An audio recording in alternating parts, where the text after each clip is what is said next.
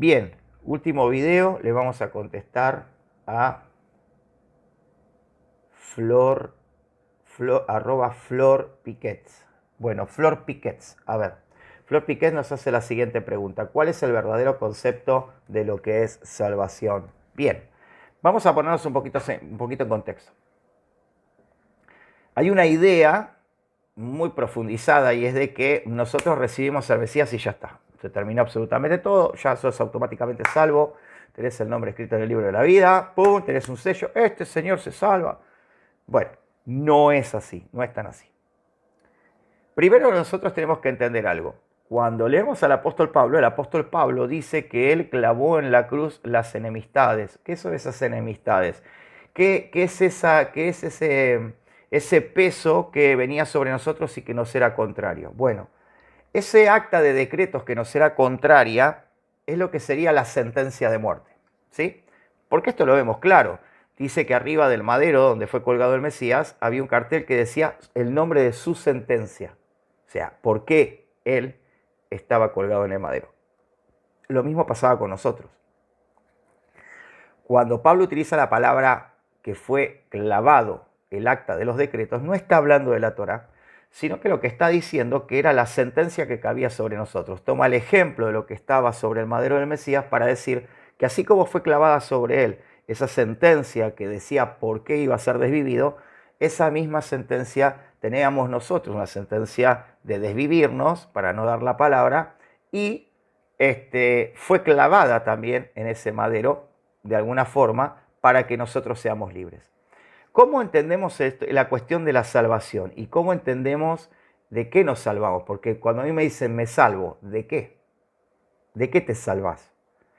Vos lo que haces es retornar para ponerte en la voluntad del Eterno y tener vida eterna, tal como le pasó al joven rico, donde se le dijo, haz esto y tendrás la vida eterna.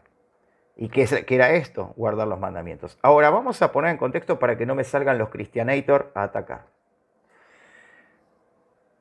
Yeshua viene como aquel cordero que nos va a librar a nosotros del pecado, nos va a quitar. Es como ese cordero, ¿sí?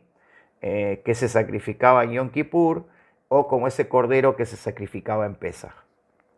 ¿Para qué? Para pasar por alto el pecado, para pasar por alto la muerte, literalmente, eso es lo que se hace en Pesaj. Y el cordero de Yom Kippur, que era una presentación para un sacrificio de expiación. ¿De expiación de qué? De expiación de los pecados cometidos. Esto funciona de la siguiente manera.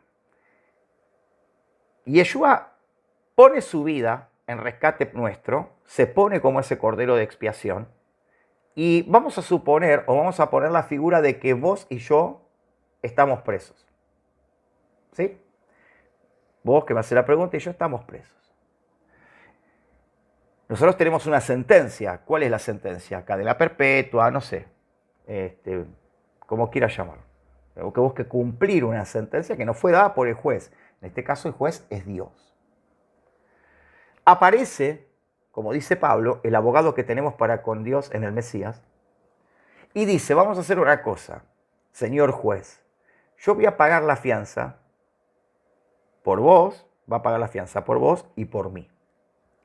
Entonces viene esta persona, que en este caso es el Mesías, paga la fianza, con su sacrificio paga la fianza.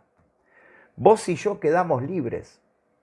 Pero ojo, que cuando vos quedás libre de tu sentencia, vos te tenés que presentar ante el juez y el juez te va a decir, mire, señor o señorita, en este caso señorita, y señor, miren, esto es así.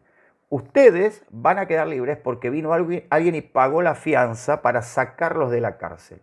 Ahora, ustedes tienen un reglamento que ustedes tienen que seguir.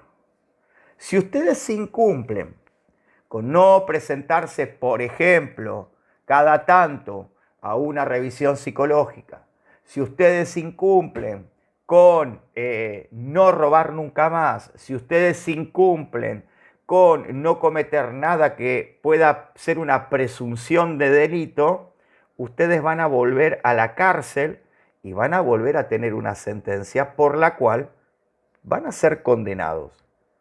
Y en el caso de la Escritura nos dice a la vida eterna o a la muerte eterna, o sea, donde se termina absolutamente todo, que es donde dice la Escritura la muerte segunda. Arrojados al lago de fuego, literalmente, no vamos a ser tan románticos. Entonces, ¿qué pasa?